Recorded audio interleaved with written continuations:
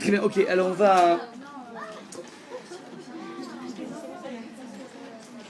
on va donc aborder maintenant, si vous voulez bien, donc le point essentiel sur Rosh Hashanah, évidemment. Donc, vous savez que la mitzvah essentielle de Rosh Hashanah, c'est de sonner le shofar.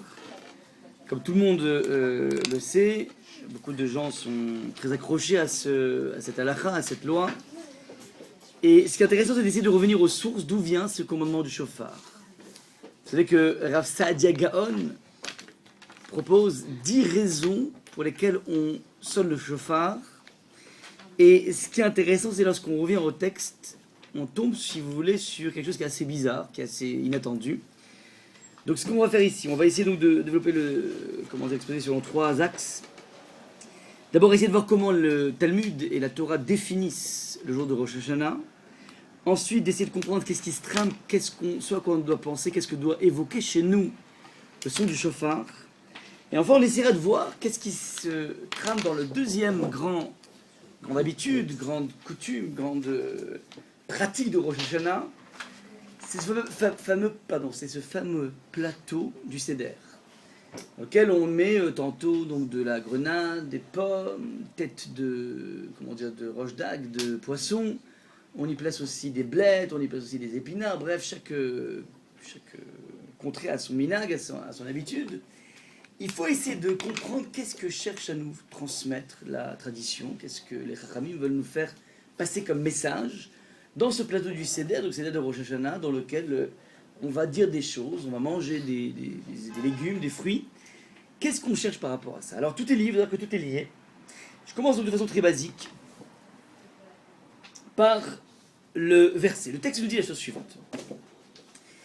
Ubachodesh Hashevi, Bechad la Chodesh, donc le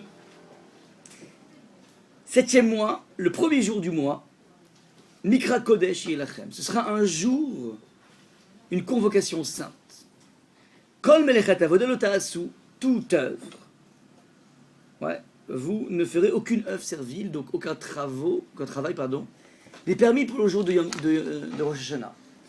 Jusque-là, il n'y a rien de bizarre. Ça correspond à la logique classique de chaque jour de Yom Tov, qui est un jour chômé, c'est-à-dire un jour durant lequel tu peux faire aucune espèce de travail, aucune espèce de marque de ta supériorité sur la nature. C'est quoi un travail? C'est pas quelque chose qui est laborieux.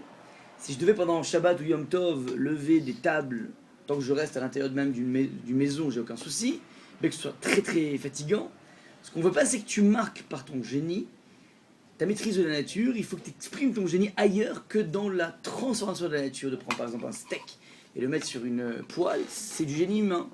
De prendre un stylo et d'écrire deux lettres, c'est du génie humain. Les animaux, les singes ne font pas ça. C'est-à-dire partout où tu marques ta domination sur la nature par ton génie, il faut que tu ne marques plus ça. Et tu vas convertir ton génie dans quelque chose d'autre que la domination de la nature. Tu vas essayer d'exprimer ton génie dans ta relation aux autres, dans ta relation avec Hachem. Tu vas réfléchir à toi. Bref, ça c'est le schéma classique de tout jour de Yom Tov. Là où ça commence à bifurquer, à devenir quelque chose de tout à fait inédit, c'est lorsque le texte nous dit Yom Teruah Yelachem. Ce sera pour vous un jour de Teruah. Et le problème, c'est que Teruah, on ne sait pas ce que ça veut dire. Ouais. Par exemple, dans la fête de Pessah, on vous dit Chag HaMatzot, la fête des galettes. Alors on dit, ok, j'ai compris, il y a des matzot. Tu peux dire, Chag HaKatsir. La fête du Katsir, c'est à l'époque de Shavuot, de la récolte. Alors on dit, ok, très bien, j'ai compris. Mais là, Yom Teruah indique a priori rien de spécial. Pour comprendre ce terme, on va évidemment donc être obligé, si vous voulez, d'avoir recours au Talmud. Vous savez c'est quoi le Talmud? Je vous ai dit en introduction, le Talmud se propose de coucher sur un papier tous les enseignements oraux que Moïse nous a donné il y a 3300 ans. Il y a 3300 ans, Hachem nous a donné donc la Torah, par l'intermédiaire de Moïse. Et lorsqu'il nous a donné la Torah, il nous a donné 2 Torahs. Une Torah écrite, une Torah orale. Cette Torah orale devait se transmettre historiquement de père en fils, d'élève de maître à élève, et il se trouve que compte tenu des des exterminations du peuple juif, compte tenu de tous les autodafés, compte tenu de toutes les dispersions, la destruction du temple, le fait qu'on a migré un peu partout, bref, on a quitté Israël. À partir de plus 100, plus 200, on commence à perdre la transmission de la loi orale. C'est la raison pour laquelle il faut à tout prix l'écrire. On avait dit il y a deux semaines qu'on a commencé par faire une Mishnah. La Mishnah se propose de donner une sorte de condensé des lois orales, mais la Mishnah s'avère rapidement trop dense, trop complexe, et donc on va passer ce qu'on appelle au Talmud. Le Talmud, c'est la Gemara, plus 400 à peu près, et le Talmud va venir expliquer ce que la Mishnah ne dit pas, qui elle-même vient expliquer ce que le verset ne dit pas. Et donc on a un système, on avait expliqué, pyramidal, dans lequel à la tête de la pyramide tu as le verset, et qui va petit à petit être commenté, tel que Hachem avait dit à Moshe qu'il fallait le commenter, par des couches successives. Donc la Mishnah, ensuite on a la Gemara, après la Gemara on va voir les Géonim, après les Géonim on va voir Rashi, Tosfot, on va voir les Rishonim, et on aura aussi enfin les commentateurs actuels, contemporains. Ça c'est donc là le schéma classique de l'étude. Alors là, puisqu'on a un terme qu'on n'arrive pas à comprendre dans le texte de la Torah, évidemment, on réflexe d'aller voir le Talmud. Que dit le Talmud? Alors le Talmud nous intrigue puisque il va nous traduire le terme de terroir. Si je vous posais la question, si vous n'avez pas la connaissance du terme de terroir, comment nous on caractériserait en un seul mot le jour de Rosh Hashanah? Qu'est-ce qu'on dirait? C'est quoi? C'est un jour de quoi? Jugement. Jugement. A priori, on va dire c'est un jour de jugement. Ouais, comme ça, on a toujours entendu. Pourtant, le texte ne dit pas Yom Din, Yom Hadin. Il aurait pu très bien dire Yom Hadin, le jour du jugement. Il ne dit pas ça, il dit Yom Teruah. Et donc, force est de comprendre alors, peut-être que Teruah veut dire jugement, on verra que non. Mais nous, on aurait dit jugement. Qu'est-ce qu'on aurait pu dire aussi? Jour de miel. Tu demandes à un enfant, qu'est-ce qui est la pomme et le miel. Donc peut-être que Teruah veut dire la pomme et le miel. Je ne sais pas ce que ça veut dire. Si on n'a pas de traducteur, de traduction, on est foutu. Donc là, a priori, il faudrait comprendre qu'est-ce qu'on pourrait dire aussi sur Rosh Hashanah. C'est quoi? Pardon? Jour du souvenir, ouais, pas mal. Alors on parle du jour du souvenir, qu'est-ce qu'on peut dire aussi? Pardon? C'est déjà plus élaboré, un jour, genre un terme. Jour de la royauté? Comment? Proclamation, pardon. Yom Tchouva, pas mal, Yom Tchouva. Alors, c'est vrai qu'il y a 10 jours de Tchouva, à Seratim et Tchouva. Il fait partie aussi de donc, pourquoi vous dites pas tout simplement le Nouvel An? Le Nouvel An. C'est le Nouvel An. Non mais, est-ce que 3 veut dire Nouvel An? C'est ma question. C'est-à-dire, finalement, si on devait retenir une chose en Rosh Hashanah, il y a plein de choses. On va manger des pommes, de miel, on va aller à la tfila, on va écouter le chauffard, on va dire bonne année, bonne santé à tout le monde, on a des millions de choses. Dans ces millions de choses en question, qu'est-ce que je devrais retenir? Le texte dit Yom 3, il n'y a que ça. Yom 3, c'est ça qu'il faut comprendre. La trame essentielle de Rosh Hashanah, c'est Yom Teruah. Alors, le Talmud veut dire c'est quoi Yom Teruah? Le texte dit la chose suivante. Il déclare que sur ce point, évidemment, il y a débat. Le Talmud est toujours en débat, toujours en dialectique. Et voilà comment se fait le débat. Étant donné que le verset dit 2 points, vous voulez stabilo en vert, ce sera pour vous le jour de la Teruah. Donc ça c'est le texte qu'on n'arrive pas à comprendre, qu'on n'arrive pas à traduire. Et nous renseigne le Talmud, un truc génial, est que la traduction araméenne. Vous savez que la Torah a été donnée en hébreu, mais elle était comprise en araméen à l'époque, historiquement. Et donc il y a un Rav qui s'appelle Onkelos, qui est venu prendre tous les passages de la Torah et nous traduire à gauche du texte une traduction en araméen, parce que c'était la langue qui était comprise par les Hébreux au moment où ils ont reçu la Torah. C'est-à-dire que la première façon de comprendre la Torah, historiquement, ça a été une façon araméenne. C'est comme si aujourd'hui, par exemple, Hachem voulait redonner la Torah, il s'adresserait à nous, il nous adresserait en français. Parce qu'en hébreu, on comprend rien. Tu dis Zachoret Yom HaShabbat, tu comprends pas très bien. Donc il va dire souviens-toi du Shabbat, parce que quand tu dis souviens-toi du Shabbat, ça évoque quelque chose chez toi. C'est-à-dire, waouh, souvenir, c'est quoi souvenir? C'est que ça te connecte tout de suite à un sens. S'il parle en hébreu, tu comprends pas. Eh ben, pareil là, ici, historiquement, le texte a été donné en araméen. En hébreu, mais immédiatement les Juifs ont eu une traduction en araméen. Donc lui, il est venu nous livrer la façon dont les Juifs ont compris. Donc comment les Juifs ont compris le jour de Rosh Hashanah? Comment ils ont vécu? Parce que s'ils ont compris que c'est comme ça qu'ils vont le vivre. Et donc si tu veux te connecter avec la façon la plus pure de vivre ce moment, encore faut-il essayer de te connecter avec la source. La source, donc c'est quoi? Dit le texte, c'est un jour de pleurs. Donc le jour de Rosh Hashanah, personne ne l'a dit ici, ne pouvez pas l'imaginer, c'est Yebaba. Yebaba en arabe, ça veut dire c'est des pleurs. C'est qu'on est dans une dimension, alors désolé de plomber l'atmosphère, mais c'est, a priori, il n'est pas indiqué ici le jour de l'an, il n'est pas indiqué ici la pomme et le miel, il n'est pas indiqué ici ni le, a priori, le chauffard, ni la sonnerie du chauffard. C'est un jour de pleurs, c'est un jour où tu dois pleurer. Et maintenant, le débat, là, il n'y a pas de débat là-dessus, mais là où il y a un débat, c'est de quel type de pleurs s'agit-il? Certains veulent dire qu'il s'agit des hurlements, certains autres vont dire qu'il s'agit d'un gémissement. Ça veut dire, c'est quoi l'hurlement, c'est quoi le gémissement? C'est quoi l'hurlement, c'est quoi le gémissement? Quand est-ce dans la vie on a à hurler? Quand on peut hurler quand on s'énerve. Quand on s'énerve, ouais. Quand on est en crise. Et on hurle, ouais. Et quand est-ce qu'on gémit?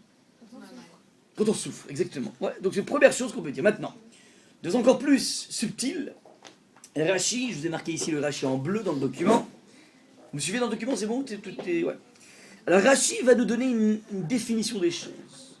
Et c'est pas simplement qu'un petit Robert, un Mavdil. Le Rashi va venir te donner des choses auxquelles tu n'aurais pas pu penser si on ne te l'avait pas marqué. Alors je vais le lire en français, le Rashi. Et le Rashi te dit la chose suivante. Hurlement, c'est quoi? Tel un homme qui hurle du plus profond de son cœur, comme les malades qui s'allongent dans leur râle. Un râle, c'est lorsqu'une personne râle, mais pas râler parce que ça m'énerve, il fait mauvais, la couche d'ozone. Un râle, c'est lorsqu'un individu exprime une souffrance qui est inéluctable. Ouais, des fois, on se cogne le petit doigt de pied dans un meuble. On se met à crier, mais ça sert à rien de crier. Ça n'enlèvera rien, ça fait mal, ouais. Mais tu cries parce que tu as l'impression, c'est ta façon de t'exprimer. Tu évacues la douleur. Tu auras tout aussi mal, hein, ça n'a rien changé, mais c'est pas grave, c'est comme ça, c'est notre façon de réagir. Alors, t'imagines là, c'est pas c'est que les petits doigts de pied, c'est un blessé qui est sur ou un blessé ou bien un malade. Et ce malade, il est alité et tu l'entends râler.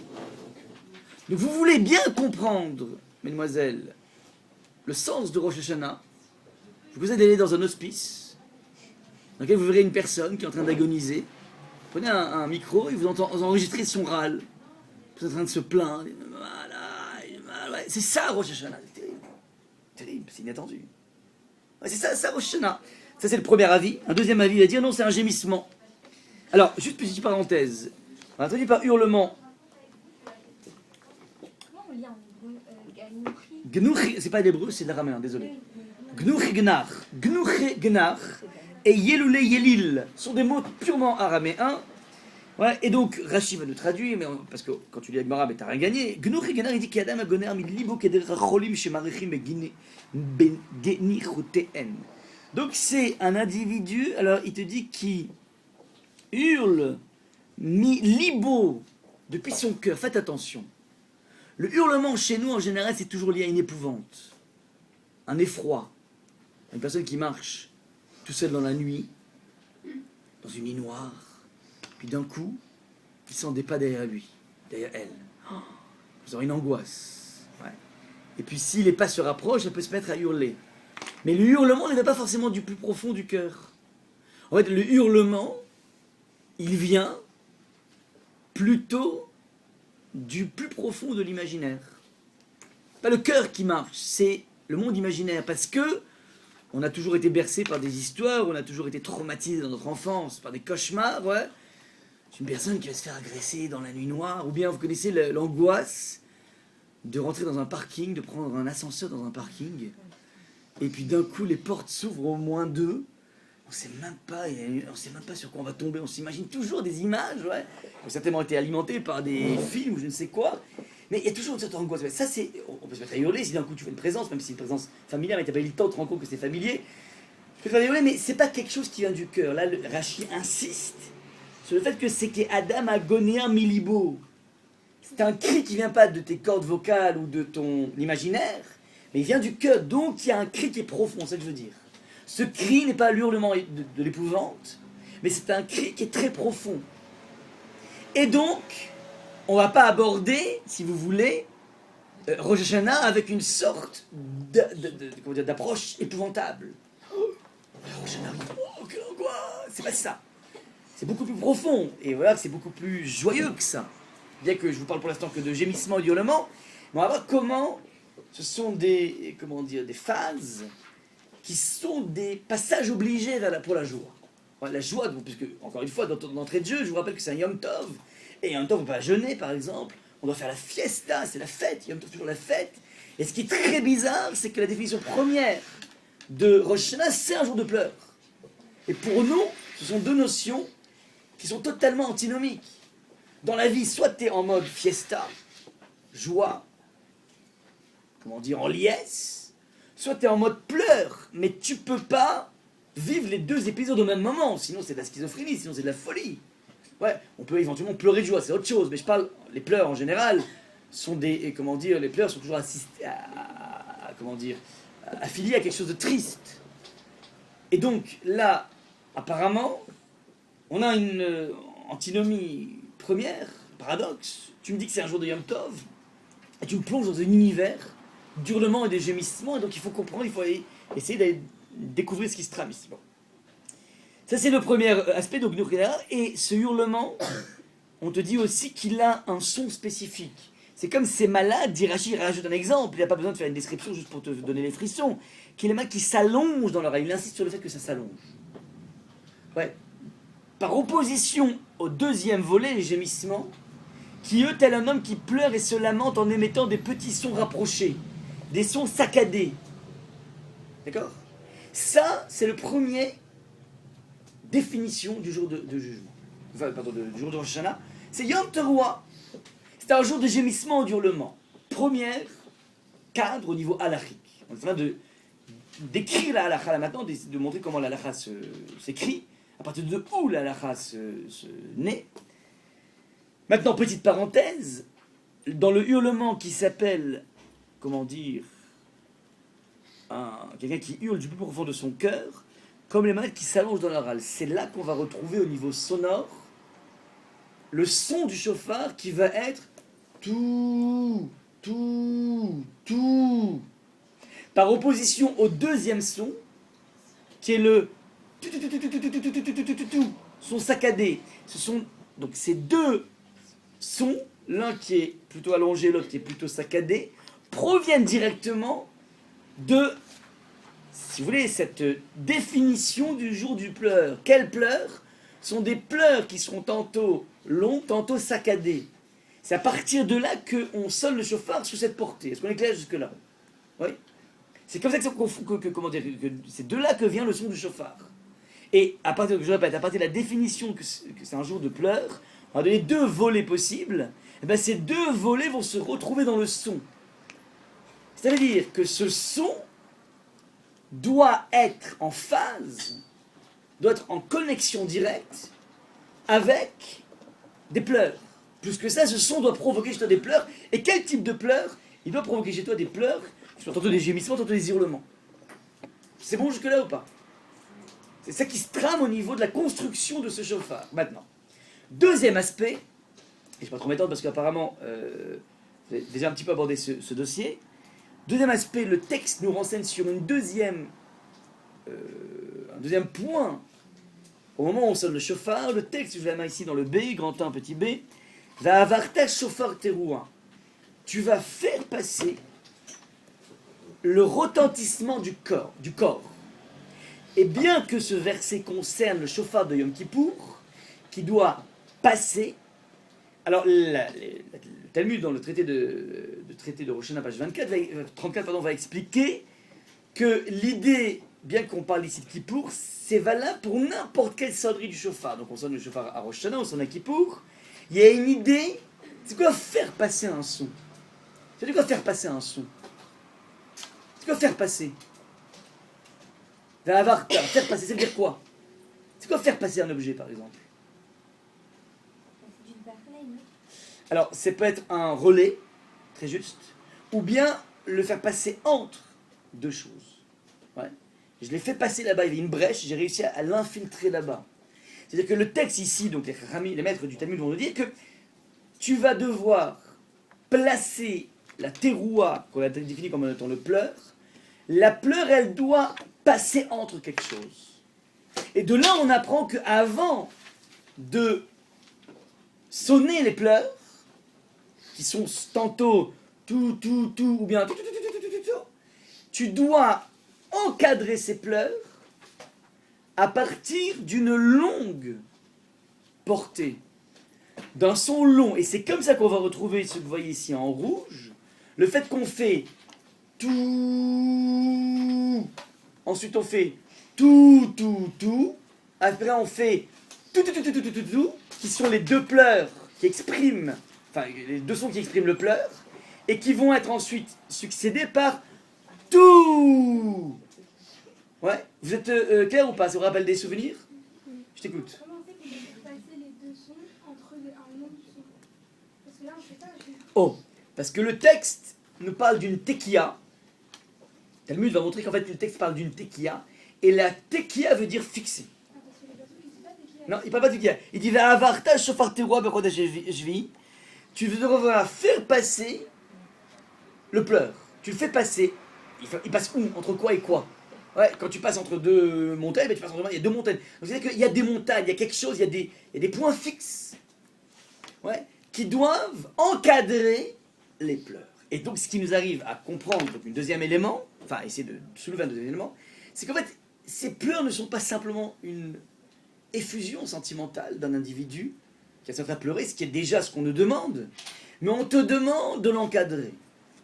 Et donc on se retrouve avec ce son qui est tantôt un son long, tout, tantôt un son saccadé, tout, tantôt un son assuré, tout, et après on finit par toujours un son tout. Ça c'est en fait la structure même des sons de shofar qui, je vous rappelle, sont là pour être le reflet de nos pleurs. Normalement on devrait se mettre à pleurer.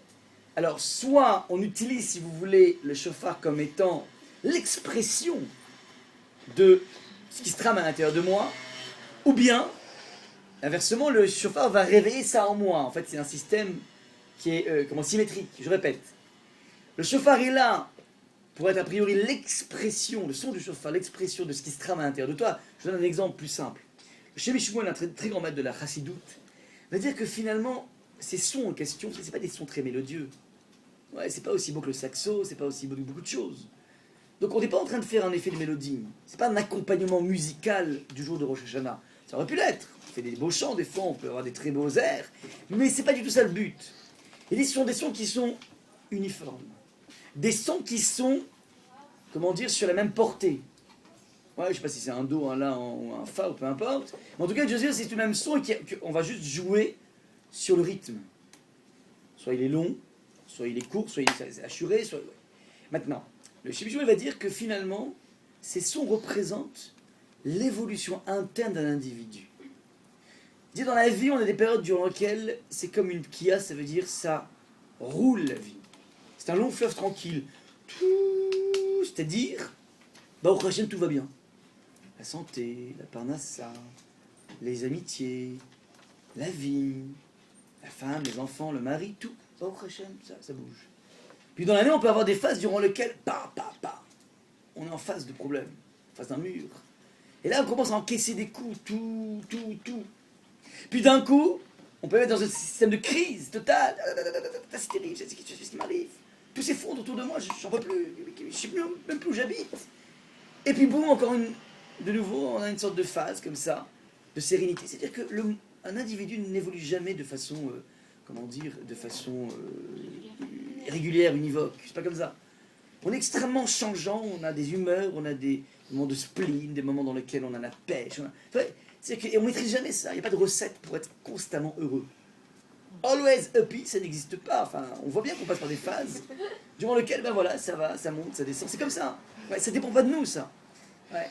Ça, c'est l'individu. Maintenant, ce qu'on veut essayer de mettre en exergue ici, c'est que ce son n'est pas un son qui est extérieur à toi, mais c'est un son de l'intérieur. Et on va expliciter les choses. Pour comprendre, jusqu'à présent, on n'a fait que ce qu'on appelle placer le cadre halachique. Halachiquement parlant, je vous ai dit ce qu'il fallait faire. Donc évidemment, une fois qu'on a compris la halakha et qu'on la respecte, il est urgent d'essayer de pénétrer la dimension profonde des choses pour comprendre, mais ok, Hachem nous met un cadre avec plein de lois, mais qu'est-ce qu'il veut derrière ça? Qu'on soit des objets à faire des méthodes? Certainement pas. Il y a quelque chose qu'on doit attraper, et d'attraper d'autant plus à Rosh Hashanah, qui est le jour durant lequel on doit réamorcer la pompe de façon totale, on doit tout réinitialiser, on doit tout repenser. Alors, pour essayer de comprendre en fait quelle est la dimension interne du shofar, qu'est-ce qui se trame derrière ce son, alors, au niveau méthodologique, il faut s'aider de la façon dont les Chachamim ont pensé ce jour. La Torah nous a dit de faire passer un shofar, un jour de pleurs. On comprend qu'en fait, ces pleurs en fait vont être portées par un shofar, par un son. Donc on va essayer de créer une adéquation entre le monde du son, le monde de l'entente, et le monde sonore du shofar. Et par ailleurs, les Chachamim sont venus instituer des prières pendant Rosh Hashanah, bien après, ultérieurement à la Torah. Et dans ces prières, vous vous rappelez toutes qu'il y a une prière qui est extrêmement longue à Rosh Hashanah, qui est inédite tellement elle est longue, il faut une demi-heure minimum pour la faire en personnel. Tu veux la lire, tu veux lire tout le texte, il faut en général à peu près 20 minutes, une demi-heure. C'est énorme pour une Amida. Et la répétition, c'est à peu près aussi une demi-heure sans chanter. Même quand les gens ne la font pas à la marocaine, voilà, sans chanter, vraiment juste en lisant le texte. On a au moins en général, dans toutes les communautés qui se respectent, une heure de rien que la Amida. Pas l'office en entier, rien que la Amida, c'est debout. Ouais. Une demi-heure, tu commences à voir les jambes qui flageolent, c'est dur, c'est physique. Ouais. Maintenant, c'est à ce moment-là que les Chachamim sont venus placer l'écoute du shofar, le fait de sonner le shofar. Ça veut dire, on en a une partie des sons vont être sonnés juste avant le moussaf, au moment où le Chazan fait la bracha. Ensuite, on a pendant le moussaf. Ensuite, on a pendant la répétition du moussaf. Et enfin, on a à la fin. Ça veut dire que tout est, comment dire, axé sur la tfila de moussaf. Tout se passe comme si c'est la tfila de moussaf, les mots qui vont être utilisés dans moussaf, qui vont te renseigner sur le sens profond du shofar. Comme ça qu'on fonctionne au niveau méthodologique. À partir de là, donc, il suffirait a priori d'ouvrir le texte du moussaf et de voir de quoi il parle. Et ça nous permet petit à petit de comprendre qu'est-ce que Hachem attend de nous, quelles sont les pensées qu'on doit avoir au moment du shofar. Puisque finalement, les Chachamim sont venus te placer le shofar, greffer le shofar durant cette fila. Donc on comprend peut-être que les mots, les versets qui vont être utilisés vont être le sens du son.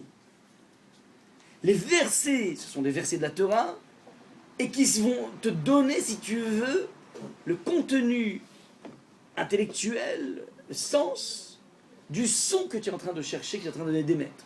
On est clair au niveau de la méthodologie ou pas? Alors, au niveau de la structure de l'Amida, je ne sais pas si on vous en a déjà parlé, cette Amida, mais il y a 3 grands thèmes qui vont être évoqués. Le thème des Malchouyot, le thème des Zichronot et le thème des Shofarot, je traduis. Malchouyot, ce sont les royautés. Zichronot, ce sont les souvenirs. Les Shofarot, ce sont les sons du shofar. Ouais, ça, c'est les 3 grands thèmes. Comment ça fonctionne?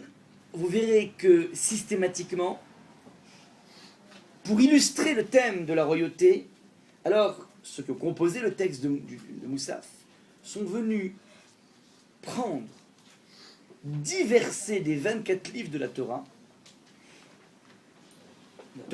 Nevi'im et Ketuvim, pour venir illustrer le concept de Hachem, que le fait que Hachem est roi. Donc on va attraper dans la Torah, on va attraper dans les prophètes, on va attraper dans les hagiographes, des versets qui mettent en exergue l'aspect royauté divine.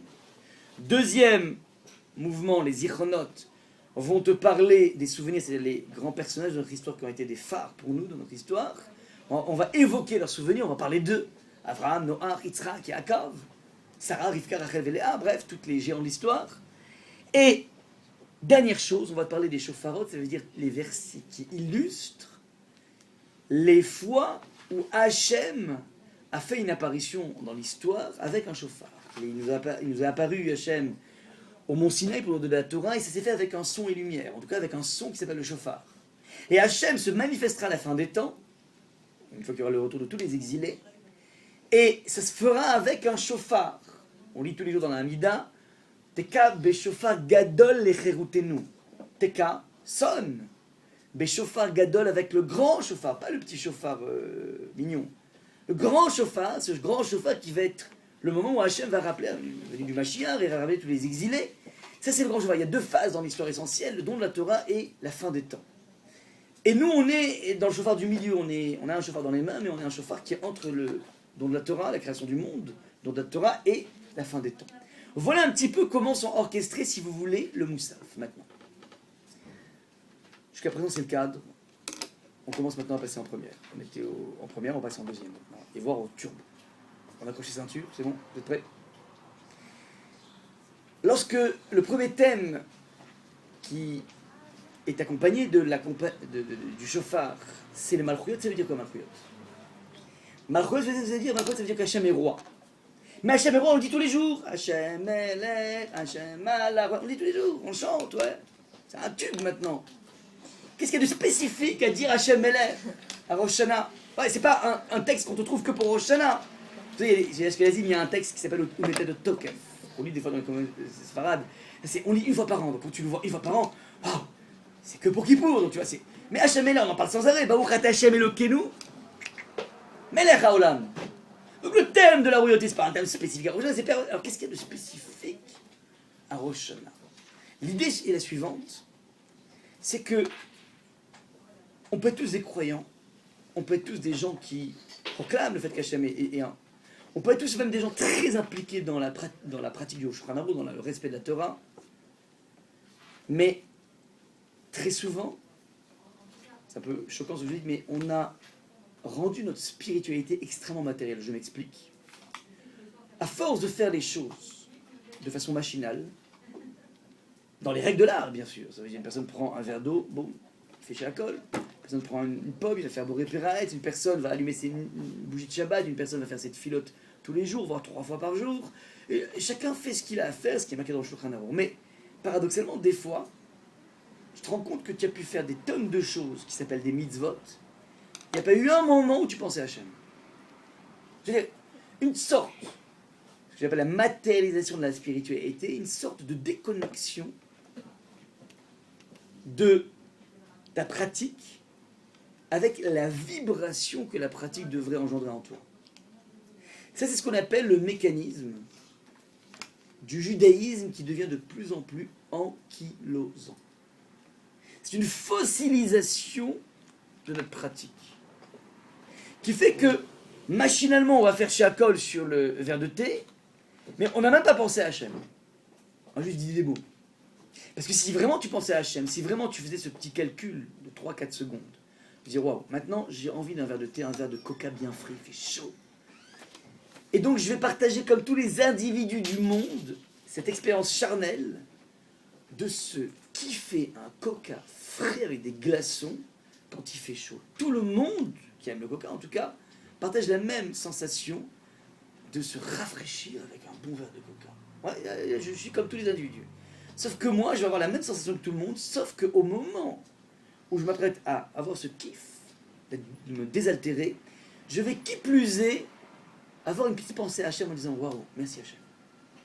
Merci Hachem de vivre. Et d'un coup, je vais donner à cet acte et à cette bracha, parce que je peux faire la bracha et en pensant même pas à Hachem, machinalement, chacun le verre, boum, je bois. J'ai bu mes paroles, je bois en même temps le coca. Ou bien je décide de prendre conscience, waouh, attends, c'est géant, c'est-à-dire le monde entier se désaltère. Moi aussi je me désaltère, mais je me désaltère de façon différente. J'ai pensé à Hachem. J'ai décidé de créer un trait union entre mon monde charnel et une sensation spirituelle. Je décide de vibrer là-dessus. Et je trouve, au niveau de mes canaux intellectuels, toutes les possibilités de réfléchir. Attends, mais c'est quand même génial, quoi. Hachem a mis en place un système de frigidaire. Il a mis en place des glaçons. Il a mis cette sensation de chaud et de froid qui me permet de... Ouais, merci Hachem. Juste un petit merci. Pas besoin de lire 10 télim pour ça, juste une prise de conscience. Cette prise de conscience, c'est ce qu'on appelle le réveil qu'on doit mettre en place. Tu regardes ton année, essaie de pointer du doigt quels ont été les moments où tu as vraiment senti quelque chose de spirituel dans ton année. Bien que tu sois super pratiquante, et quel que soit ton degré de pratique, peu importe, dis-moi quels sont les moments où tu sentais quelque chose qui vibre. Et dis-moi les moments où finalement tu sens que finalement tout est routinier, tout est machinal. Vous verrez que c'est assez incroyable. On s'inscrit très très rapidement dans une sorte de rendement, ce que j'appelle la fossilisation. Fossile. Ouais. Il faut être capable de faire un travail avant Rosh Hashanah qui s'appelle finalement combien de fois sincèrement je pense à Hachem. Combien de fois cette pratique que je fais est connectée à lui et combien de fois finalement je suis totalement en roue libre, c'est une sorte de machine que je suis en train de passer. Et c'est ça en fait, dire que Hachem est roi idéologiquement, tout le monde peut le dire. qu'il est le maître du monde, qu'il a créé le monde, qu'il insuffle dans la vie en permanence un poumon. Ça, c'est le béaba de la croyance en Dieu. Mais c'est pas encore Hachem Meler. Hachem Meler, c'est dire, voilà, il règne partout, ça veut dire, dans les couches les plus intimes de ma vie, j'ai décidé que c'est toi le boss. Et ça, c'est quelque chose qui n'est pas si évident que ça. Je vous propose déjà, lorsqu'on est dans des épisodes spirituels de notre vie, qui s'appelle aller à un cours, qui s'appelle faire une tefila, qui s'appelle respecter Shabbat, de penser à lui. Ouais. Et c'est ça, en fait, le premier enjeu de la Malchouyot, c'est de laisser Hachem pénétrer notre part. C'est pas lui, enfin, de l'inviter dans ta vie. Invite-le dans ta vie plus. Pense un peu plus à lui. Ouais. T'as raté un bus, arrête de dire, bon, bah, parce que j'ai mis mon réveil trop tard. Non. Essaie de comprendre que si tu l'invites Hachem, il sera là en permanence. Et c'est ce travail à mettre en place, ouais, qui devrait, si tu réfléchis un petit peu, te dire, mais finalement, j'ai passé une année à côté de la plaque, bien que je sois pratiquante, pourtant, j'ai le sentiment profond de rarement vibrer. Ça doit accrocher chez toi soit un gémissement, soit un hurlement de se dire, mais finalement, c'est quoi cet hurlement ? Finalement, j'ai quelque chose à l'intérieur de moi qui est quelque chose de divin qui s'appelle mon âme. Cette âme, finalement, est en souffrance. Pourquoi c'est parce qu'en fait, elle a rarement le moment, un lieu dans lequel elle s'exprime. J'ai beau faire des mitzvot, mais tant que je ne vibre pas, mon âme est à l'extérieur. C'est-à-dire que finalement, cette mitzvah est déconnectée de ma propre âme. Tu peux sentir la spiritualité à faire traverser un aveugle qui passe par la rue, et le fait que tu te sens grand parce que tu as fait un acte de chesed, cette sensation de grandeur, c'est ça ce qu'on appelle la spiritualité. Ça, c'est le monde spirituel, il fonctionne comme ça. Quand tu sens que tu fais quelque chose de bien, que tu es à la hauteur, tu sens quelque chose de grand à l'intérieur de toi, c'est ça ce qu'on appelle la sensation de spiritualité. Combien de fois dans l'année tu as eu ça ? Réfléchis bien. Tu t'aperçois que c'est pas des masses. Pas des masses. Ouais. Pas des masses. Et donc, l'idée est la suivante. Je prends conscience que cette année, j'étais plutôt à côté de la plaque. Pas parce que je pratiquais pas. Bien que je pratique, encore plus si je pratique pas, mais bien que je sois dans la pratique totale, et j'ai fait des efforts par rapport à ça, pourtant, j'ai rarement senti cette vibration, cette palpitation. C'est le travail de la palpitation qu'il faut mettre en place ici. Et ce qui est génial, c'est quand tu prends conscience à quel point tu peux être à côté de la plaque, paradoxalement, ça sécrète en toi une volonté de te jeter dans les bras d'Hachem. Et c'est là qu'intervient la simcha. Ça veut dire la simcha, elle est successive, la joie, elle est successive à une prise de conscience personnelle de l'étouffement de ta neshama. Mais une fois que tu as cette lucidité, du fait que finalement, on a une structure complexe, une structure bicéphale, c'est-à-dire une structure dans laquelle tu as à la fois du charnel et du spirituel à l'intérieur de toi, et il y a toujours en permanence un combat. Ouais, je vais selon mes passions, je vais selon mes pulsions, je vais selon ma conscience. Ce combat permanent explose à tous les niveaux, c'est-à-dire, je peux dire à un jeune âge, je peux pas dire à un jeune âge, j'ai une tension permanente. Cette tension permanente, c'est une tension dans laquelle, sans arrêt, ton âme te fait des clins d'œil, te fait des appels de phare pour te dire, j'ai besoin d'exister. Et la plupart du temps, on s'enferme dans des systèmes dans lesquels on ne laisse plus ces appels de phare, comment dire, avoir un champ dans lequel elles peuvent être éclairées. Je fais référence ici à une Gemara qui est très connue, c'est que le texte de la Torah dit la chose suivante. Naase Adam Betsalmenu Kidmutenu. Début de Bereshit, on avait vu sur Rashi l'année dernière. Naase, dit le texte, faisons. Naase Adam Betsalmenu Kidmutenu, à notre image, Kidmutenu, selon notre ressemblance. Et là-dessus, Rashi pose une question évidente. C'est quoi ce faisons ? C'est quoi faisons ? Mais Dieu est unique. Ouais, Naase. Alors Rashi répond, le problème est énorme. On parle du principe qu'on est un Dieu unique. Mais si le texte de la Torah lui-même te laisse entrevoir un pluriel, Naase Adam, ça veut dire quoi ? Il y a plusieurs divinités, Chaz v'Shalom. Réponse de Rashi, non. Anaftanuto. Akshbaru a voulu te montrer la Anava, modestie, c'est cette faculté qu'Hachem a de consulter les anges qu'il avait créés avant l'homme, avant de créer l'homme. Alors c'est pas l'histoire on prend toujours conseil de plus petit que ça, c'est beaucoup plus profond que ça. Étant donné que les anges étaient en position dominante, puisque c'était les seules créatures spirituelles qu'Hachem avait créées, dans le monde supérieur, le fait qu'Hachem veut créer dans les mondes inférieurs, notre monde, un être humain, ça va enlever la primauté aux anges. C'est un petit peu comme un enfant qui arrive dans une famille dans laquelle il y avait un enfant unique. Ouais, l'aîné est toujours très gêné, quoi. Il écrit des jolies terribles parce qu'il dit mais j'étais le point, comment dire, le point central de ma famille, mais d'un coup il y a un bébé qui prend tout. Il accapare ma mère. Ouais, mon père il était pas là souvent, mais ma mère elle était sans arrêt avec moi, et d'un coup elle était sans arrêt avec lui, c'est insupportable, c'est invivable. Ouais. Donc pour gérer ce problème de jalousie inhérente, je me retrouve à, comment dire, proposer et suggérer aux anges, qu'est-ce que ça vous dit qu'on fasse à un homme? Ça vous dit? Donc il réunit tous ces anges et dit bon, je vous soumets, qu'est-ce que vous en pensez de cette idée? J'ai une idée comme ça, j'ai un scoop à vous dire. Ouais, qu'est-ce que vous en pensez? On crée un homme. Alors là, à ce moment-là, donc dit le texte de Talmud, il y a eu comme ça une énorme révolte. Ça veut dire qu'il y a eu des anges de la, comment dire, comment dire, du recès, de la grâce, de la gentillesse, enfin du don. Il dit oui, mais crée l'homme, magnifique, il faut créer l'homme. Parce que l'homme est capable de donner quelque chose. Puis d'un coup, l'ange de la vérité arrive, il dit ah, mais ça va pas, que Dieu préserve, faut pas créer l'homme. L'homme, c'est un tissu de mensonge. L'homme, c'est un menteur professionnel, il passe sa vie dans le mensonge, il se ment, tout le monde, il se ment à lui-même, ouais. Puis après, l'ange du shalom, de la paix arrive, il dit non, surtout pas créer l'homme, l'homme c'est terrible, il passe sa vie dans la guerre. Partout où il y a de la guerre. Il fait la guerre avec sa femme, il fait la guerre avec son mari, il fait la guerre avec ses enfants, il fait la guerre avec son patron, il fait la guerre avec la nation. L'homme, il peut pas s'empêcher, vous voyez pas des guerres comme ça à travers les lions, il n'y a pas de guerre. C'est pépère. Il y a des guerres entre eux pour se manger mutuellement, mais à l'intérieur même d'une tribu de lions, d'antilopes, il n'y a pas de guerre. Il n'y a pas de guerre. Il n'y a pas de guerre, ouais. Il faut aller voir que chez les hommes, où on s'entretue en permanence. Ouais, même s'il n'y a pas d'hommes, on s'entretue. Il y a un coup à droite, un petit lâchonnerin à gauche, une rétention d'informations. Il n'y a que les hommes. Il ne faut surtout pas créer un bref. Et donc il y avait un débat comme ça, Yibaré à Libaré, il faut créer, pas créer. Puis d'un coup, que je me roule, écoutez, calmez-vous. En fait, j'ai déjà créé l'homme. C'est dit le gamin. Donc calmez-vous, j'ai créé l'homme. Alors la question est suivante, mais je comprends pas. Pourquoi tu proposes un débat, qui est un débat stérile, qui sert à rien? Tu dis voilà, venez, qu'est-ce que vous pensez de créer l'homme ou pas? Mais tu te moques de nous, puisque finalement tu l'as déjà créé, donc on est des marionnettes ici, à quoi on joue? Ouais, j'ai déjà fait. Et l'élément de réponse qu'il faut donner ici, c'est la chose suivante.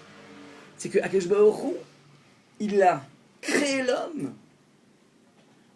Et c'est ça qu'on va retrouver le jour de Rosh Hashanah.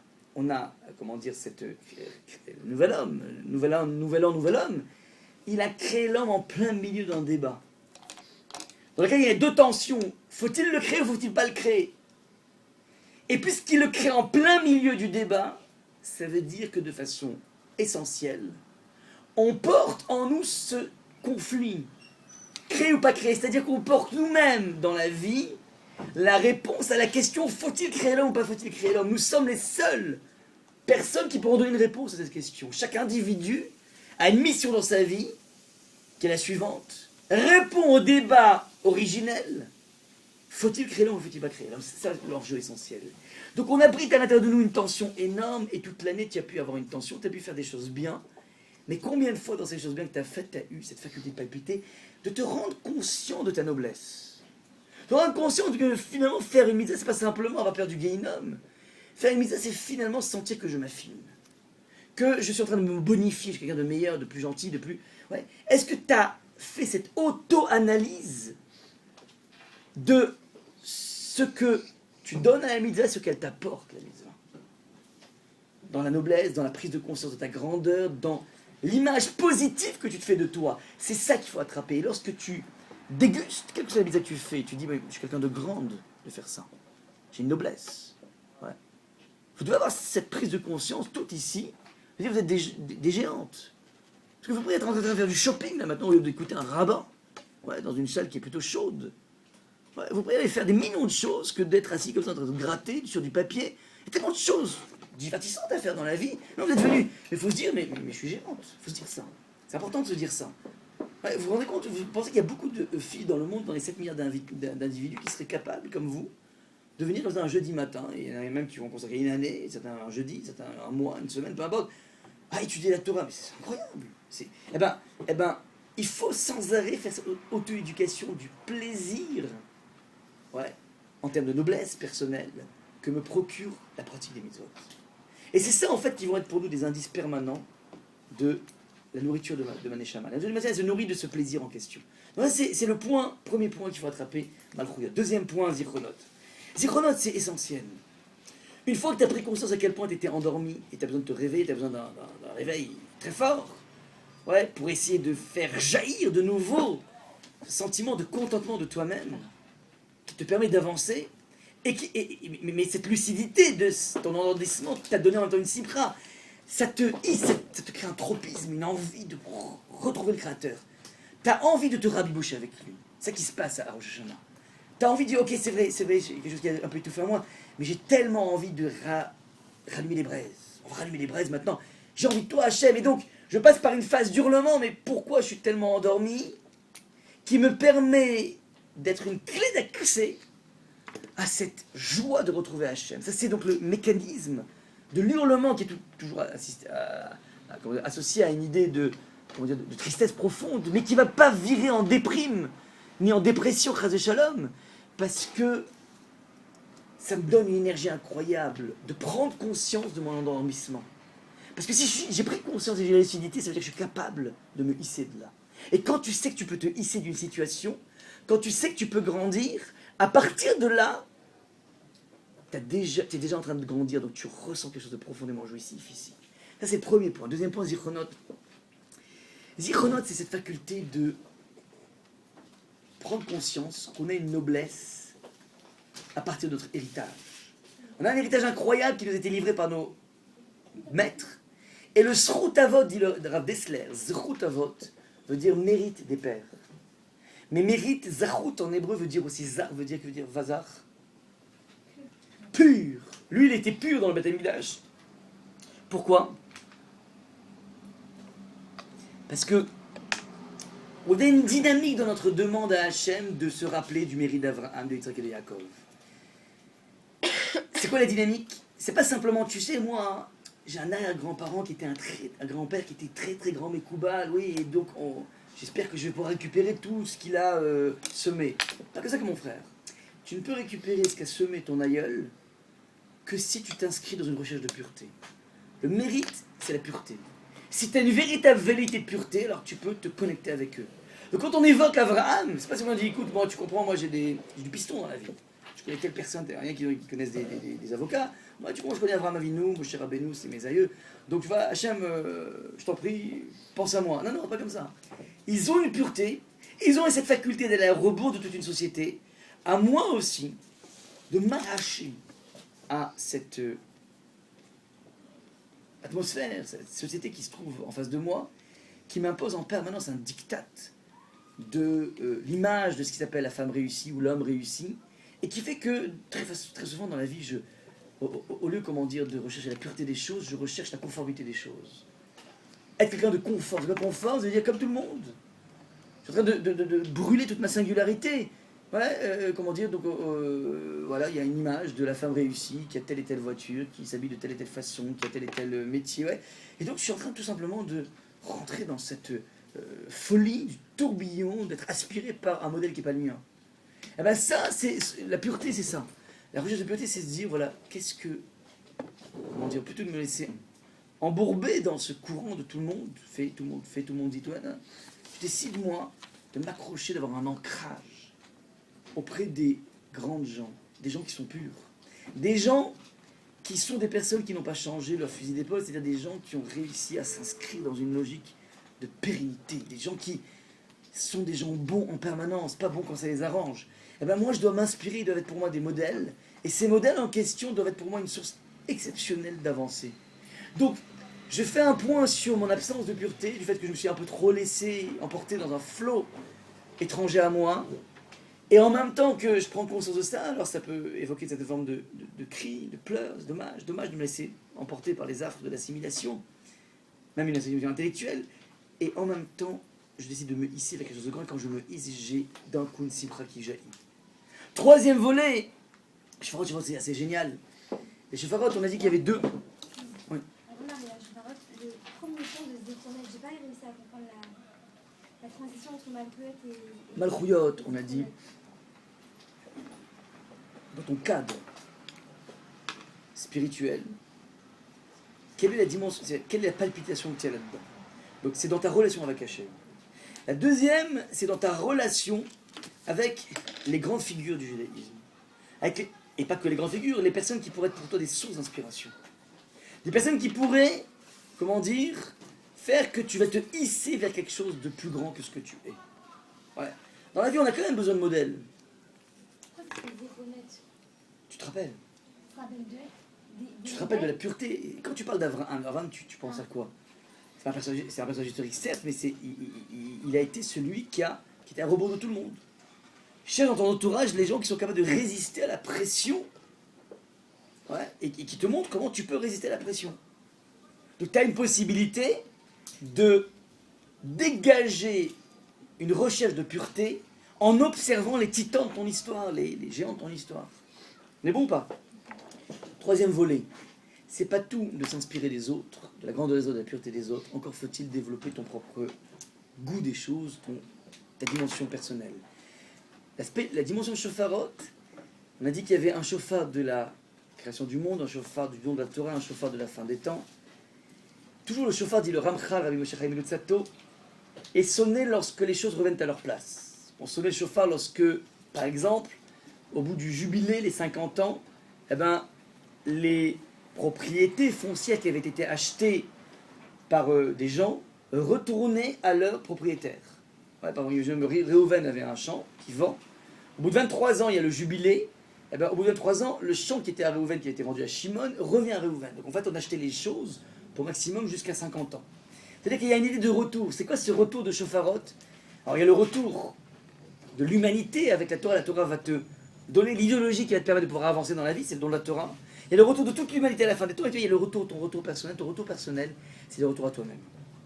Quand on ça veut dire pioche à l'intérieur de toi tous les talents cachés, tous les talents non exprimés, et même les talents exprimés, essayer d'exprimer encore plus, de voir que finalement, il faut que tu aies ton cheminement de ta spiritualité. C'est-à-dire qu'il y a eu un premier volet de la royauté, c'est refait vibrer la machine. Deuxième volet, incorpore une pureté à partir de ce que tu vois autour de toi et dégage les personnes qui sont nocives par rapport à ça. Et attention, même dans cette recherche d'inspiration de pureté, tu peux rentrer dans un danger qui s'appelle le mimétisme. Il y a beaucoup de gens, faites attention, parmi les balais de Tchouva, une grande partie des balais de Tchouva, avancent parce qu'ils ont été impressionnés par quelqu'un et c'est normal. Dans la vie, quand tu es au contact de la pureté et de ce qui est droit, ça te donne des ailes.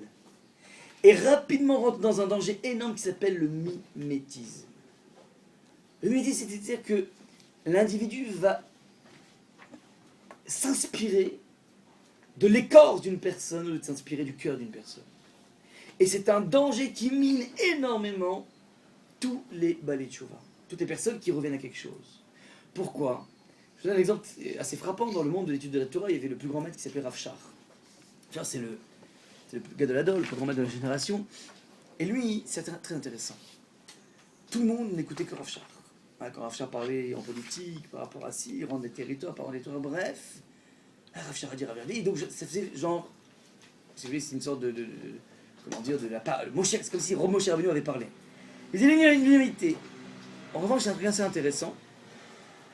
Il était écouté partout lorsqu'il parlait en politique, mais toute sa vie, il avait un cheval de bataille, qui était le suivant dans l'étude de la Torah. Il faut que les gens apprennent à avoir une culture générale d'abord de la Torah, du Talmud, puis ensuite rentrer en profondeur dans les choses.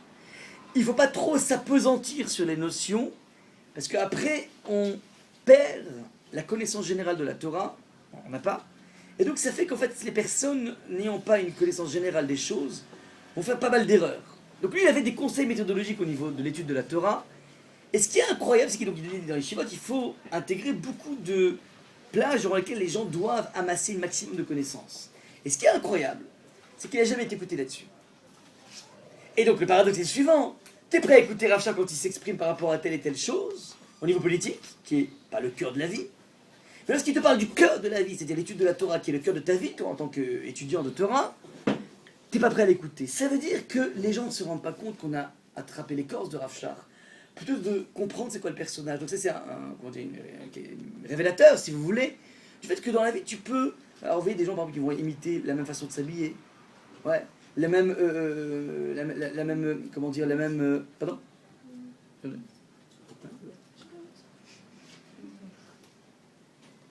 Bref, il faut avoir prochainement prendre un carnet et se dire voilà, quels sont mes pôles d'excellence.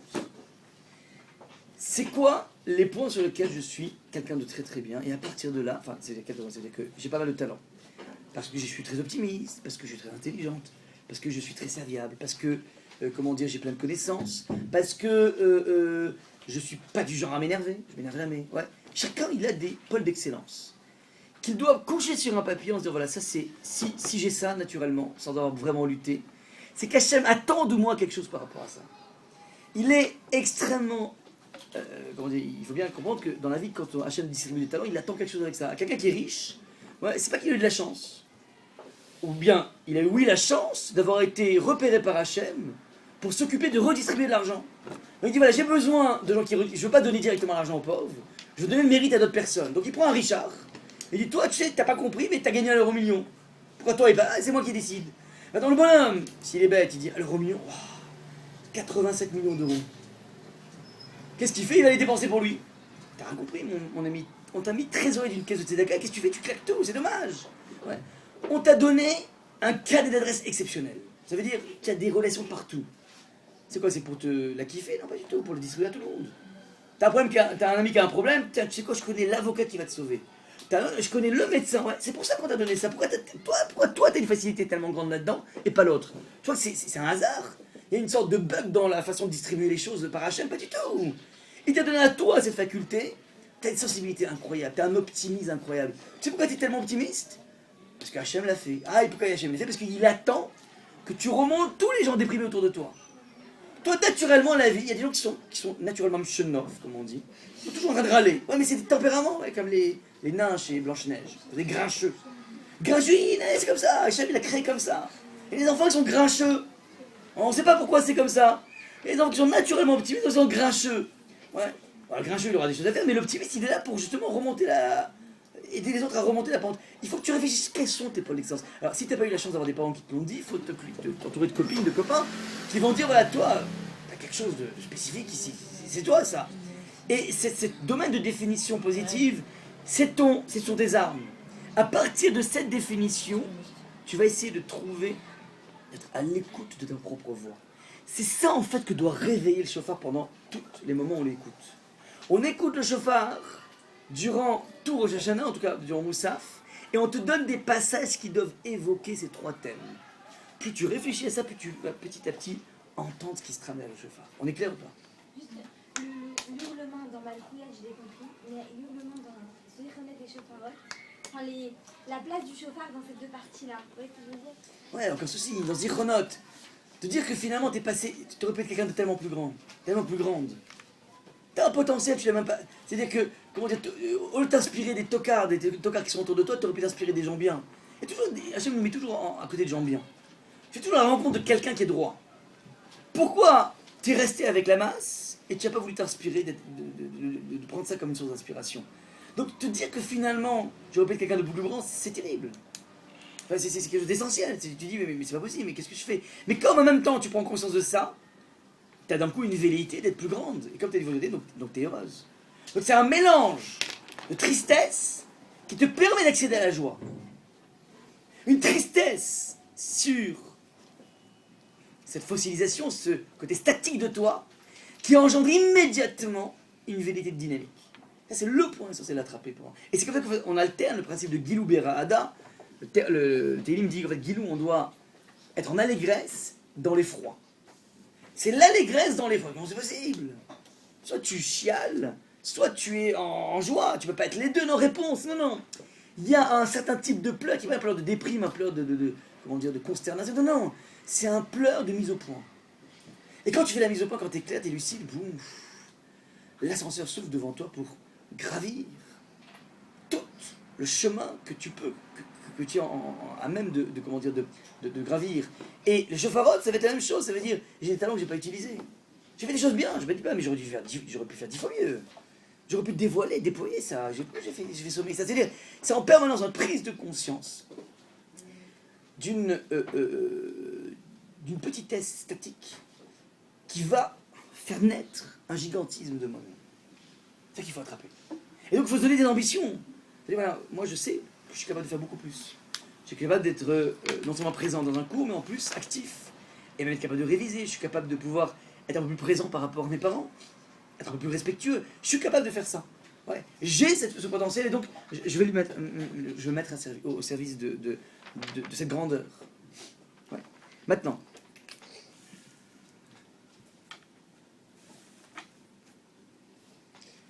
Et tel que vous avez marqué ici d'ailleurs dans le document, vous verrez qu'il y a le combat éternel entre l'âme et le corps, l'émotion devant la grandeur de nos pères, le regret de la non-réalisation. Ouais, ça veut dire que, comment dire, ça c'est le point essentiel, c'est ce à quoi on pense. Maintenant, on a dit que les pleurs devaient être encadrés, et une idée essentielle dans le judaïsme, l'idée est la suivante. Pourquoi avoir besoin de ne pas simplement pleurer? Pleurer avec le chauffard, bien sûr. Ouais, tu prends conscience. Parce qu'il ne faut pas en rester simplement à une émotion d'ambiance. Il faut que cette prise de conscience débouche sur des actes, sur des prises de position. C'est, voilà, dorénavant cette année, c'est décidé. Je ne bougerai pas ce cours. C'est décidé, je prends ça et ça sur moi, parce que j'ai eu ce réveil, et ce réveil me dit que je peux être quelqu'un de beaucoup plus grand que ce que je suis déjà. Et au nom de ce réveil, je prends acte. Je vous donne l'illustration la plus belle et la suivante. Vous savez que, comment dire, on sort du chauffard. Une des 10 raisons qui est amenée par Rav Saadia Gaon, c'est que le chauffard rappelle aussi le fameux épisode du bélier, qui a été pris à la place de Yitzhak. Maintenant, reprenons le contexte. Un père arrive à sa 10e épreuve. On va voir s'il va aller jusqu'au bout de cette épreuve, de prendre son fils et de l'immoler. De le donner en holocauste pour Hachem, donc de le sacrifier. Abraham a toutes les raisons de ne pas comprendre. Je ne comprends pas, tu m'avais dit que c'est par Yitzhak que ma descendance viendra, tu me demandes de l'enlever, bref, je comprends pas. Abraham, ton père, il décide de faire ce qu'il va faire, et au dernier moment, Hachem lui enlève le bras. J'ai une question cinématographique à vous poser. C'est incroyable que cet épisode n'a jamais fait, l'objet d'un magnifique film. Il y a eu les 10 commandements de Cécile B2000. Pourquoi il n'a pas mis aussi Avraham Avinu? Ça aurait été magnifique. Vous imaginez un petit peu. Enfin, moi j'imagine comme ça, j'aurais été cinéaste, j'aurais mis, voilà, je prends des personnages, Avraham, Sean Connery,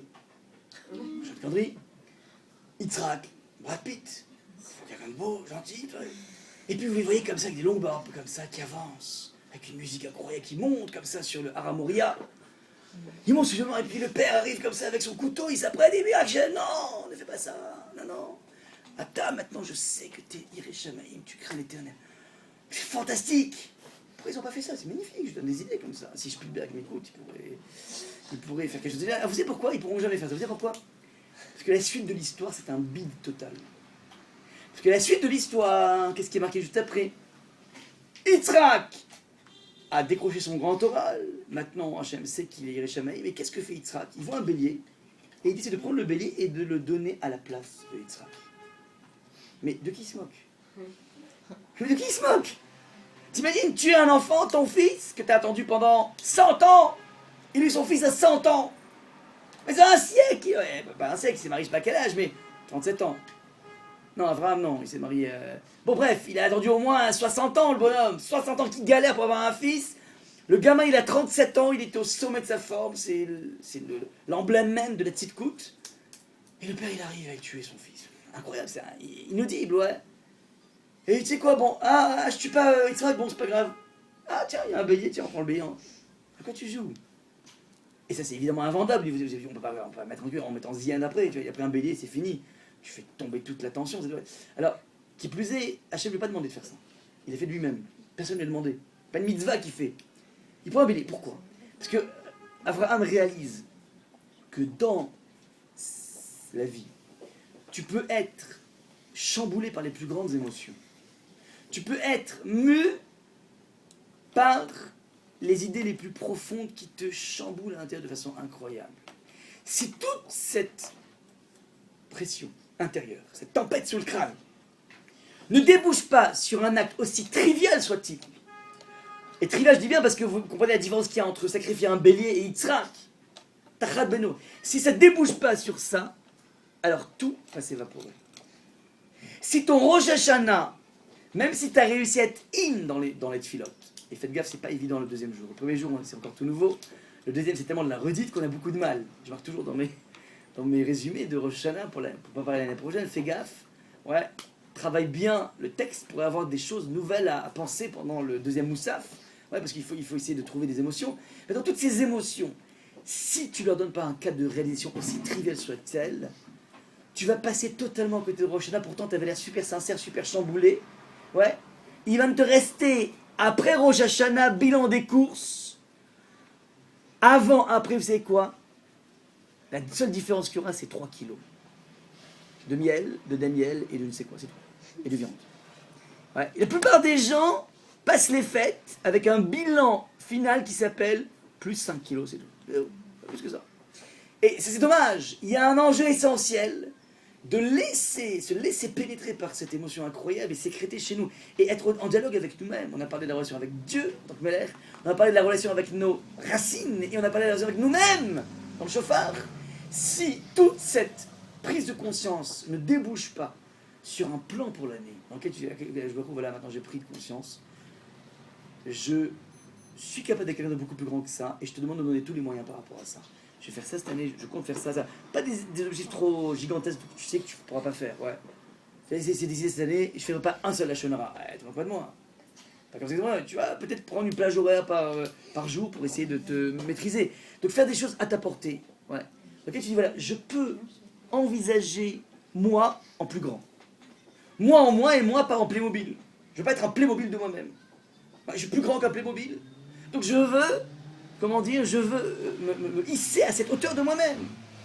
Ouais, sans avoir besoin de modèle. Le modèle me donne une sorte d'impulsion. Mais après, il faut que je goûte à moi-même. Et en goûtant moi-même, eh ben, je vais découvrir une dimension qui est à l'intérieur de moi, mais qui n'a pas réussi à éclore. C'est en fait mon objectif de l'année. Et après, tu vas le chiffrer comme tu veux. Ouais, c'est en filote, en étude, en réflexion, en moment durant lequel je réfléchis vraiment à toi, Hachem. Volbe disait qu'il faut au moins 1 heure par semaine se prendre cette tête entre ses genoux et réfléchir tout seul, sans droit, sans rien du tout. Sans SMS, sans mail, sans rien du tout. Tu réfléchis à Hachem, tu réfléchis à la chose, tu réfléchis à toi. Ouais. Mais on vit dans un tel brouhaha que rares sont les personnes, il faut vraiment aller en vacances, voir des montagnes, être seul, pas happé par tout ce qui est autour de nous pour vraiment commencer à réfléchir à soi-même. Ben, il faudrait faire ça, un bilan comme ça chaque semaine. Ça aide des fois d'aller dans les forêts, faire ce qu'on appelle il vous des doutes. C'est-à-dire tout seul, je suis sur le monde et je réfléchis à moi, je réfléchis à la vie. Et ça, vous verrez qu'en fait les gens ont énormément de mal à faire ça. Pourquoi? Parce qu'en fait, très souvent, ça nous fait peur d'être confrontés avec nous-mêmes. On t'offre 1 jour, 2 jours dans l'année dans lequel tu dois faire cette confrontation qui est tellement source de simcha. Donc la simcha, elle est ici. Je prends 5 minutes, si vous permettez, pour vous montrer à quel point les choses sont imbriquées les unes avec les autres. On a, d'après la Gemara, le texte nous dit la chose suivante, vous savez, donc on a l'habitude de faire un plateau dans lequel il y a plein de choses bizarres, des trucs que tu manges jamais, quoi, les blettes, les poireaux avec bizarres, enfin, on fait plein de recettes comme ça. Et d'où vient ça? D'où ça vient ça? Alors, ça vient donc d'une Gemara, donc Ritout, page 6, qui dit la chose suivante. Amar Abaye dit maintenant qu'il est posé que les présages sont pleins de sens. Simana Milta'i, en araméen, au début de chaque année, on doit prendre l'habitude de manger des courges, poireaux, des blettes et des dattes. Ouais. Donc voilà un petit peu l'origine de votre plat. Il vient d'une Gemara. C'est quelque chose qui a été institué, c'est-à-dire à partir du moment où il y a une notion de présage, de bon présage, de mauvais présage, alors, vous savez quoi? Puisqu'on est au début de l'année, on va essayer de mettre tous les présages avec nous et on va manger donc ces blettes ainsi de suite. Alors déjà, d'entrée de jeu, ça paraît très, je dirais pas mystique, je dirais ça fait bizarre. Ouais, le concept, vous savez, de ces goulottes, de présages et compagnie, c'est un concept qui est en général totalement étranger au judaïsme. Ouais. Et donc là, d'un coup, on se retrouve le jour de Rosh Hashanah avec des histoires complètement, on dirait de la sorcellerie. Ouais, tu vas manger des blettes et tu vas dire que tous nos amis soient détruits. Tu vas manger des tamars, des dattes, et tu vas prier que Itamu Chataim Minaharetz, que toutes les fautes puissent être exterminées, parce qu'en fait, tamar, c'est la date, et ça fait penser à Itamu, tamar, Itamu, et donc tu dis voilà, il y a une sorte d'onomatopée, et donc quand tu manges la date, tu penses à exterminer les ennemis. Alors nous, on n'arrive pas à le faire parce qu'on n'est pas des hébraïsants, mais si vous voulez, on va le traduire comme ça. Imaginez que vous mettez sur le plateau du Seder une banane, et il dit je mange une banane pour avoir une bananée. Ouais, bananée. Je mets sur du plateau du kiwi, Ouais, mais je veux pas. Pour qu'il te dira oui, qui oui, dit oui, oui. Et tu mettras du miel. Alors, le miel est lié. Pour qu'on ait des super mails. Ouais, c'est ça le. Mais c'est ça qui est marqué. Alors, on va dire, mais ça fait bizarre, ouais, ça paraît très sérieux. Oui, mais c'est ça qui est marqué en hébreu. Ouais, on met du karti. Karti, c'est. Comment dire, le poireau. Chez Icarto et nous de façon à ce qu'on puisse exterminer nos ennemis. Alors vous n'avez pas réalisé, mais c'est comme si on avait mis du kiwi qui te dise oui. Il te dira oui pour kiwi. Banane, on met une poire pour me mettre la bonne poire, mais bémette. Mais c'est pas pire. Mais c'est pas pire, mais parce que. Mais comme ça il dit Michel Aboura, c'est parce que nous on n'arrive pas comment dire, à connaître l'hébreu bien comme il faut. Mais c'est ça que ça devrait évoquer. Alors, à quoi ils jouent les Chachamim? Vous avez marqué d'autres, hein, si vous voulez des trouvailles. Chaque année, on en cherche des nouvelles, comme ça alimente un peu les shiurim. Donc, le kiwi, la banane, prenez ceux que vous voulez. La carotte. Ouais. Pour pas se faire carotter, ouais. Et ce que vous voulez. Mais alors, ça paraît pas sérieux, mais c'est ce qui est marqué dans le Talmud. Et ce qu'on fait chaque année. Je dis cartouille tamou, kra, on prend par exemple des blettes, silka. Les blettes silka, eh ben, chez Stalko, il va nous que puissent s'enfuir tous nos ennemis.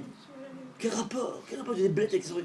C'est incompréhensible ce qui est marqué. Alors, premier point, donc ça paraît de la sorcellerie, ça n'a pas l'air du tout sérieux, ouais. Et pourtant on le fait. Alors qu'est-ce qu'on entend par là? Vous voyez un peu la finesse. Il y a un maître du Moyen-Âge qui s'appelle le Meiri. Il vivait à Perpignan, pour les amateurs du Sud. Alors, en 1249, je vous ai marqué, donc il est au XIIIe siècle, le grand rave, le Meiri, il dit la chose suivante, faites bien attention à ce qu'il dit, c'est génial ce qu'il marque. Et pour ne pas se méprendre et considérer cette pratique comme de la sorcellerie, il dit, mais c'est pas... Moi j'aurais dit, c'est farfelu comme système. Ouais, les rabbins, ils pourraient faire autre chose un peu plus profond à Rosh Hashanah. Je vous ai parlé des hurlements et des gémissements, de la dimension interne, cathartique de l'individu. Puis d'un coup, on se retrouve avec des jeux de mots de kiwi, de banane, de poireaux, et ça n'a aucun sens. Alors il dit, non, ne prends pas les choses à la légère comme tu voudrais le faire. Dieu préserve. On prononcera sur ces aliments des mots qui mettront en lumière l'idée de pardon et de prise de conscience de la nécessité de se repentir. Pas du tout. On est en train de tisser toute la dimension interne de Rosh Hashanah qu'on a vu dans le Shofar. On est en train de l'apporter sur un plateau d'argent, sur le plateau du Seder. Quand il est dit que les présages sont pleins de sens, ouais, les gens ils disent est-ce que c'est un siman, est-ce que c'est un signe, ouais, il suffira d'un signe. Eh ben tout ça, ouais, c'est totalement étranger au judaïsme. Et là pourtant c'est marqué dans la Gemara. Alors il dit, lorsque dit qu'ils sont pleins de sens, cela signifie, écoutez bien, que le simple fait que l'aliment soit devant la personne, même sans réciter de prière particulière, peut l'affecter. Ça veut dire, historiquement, les rabbanim, les gens, les juifs, pas que les rabbanim, les juifs, regardaient une banane et ils entendaient dans la vue de la banane une aspiration à une bonne année. Ça veut dire que, de façon, pas automatique, mais de façon réfléchie, l'individu greffé à une image un son. Ça veut dire que l'image se transforme en note de musique. L'image commence à avoir une parole.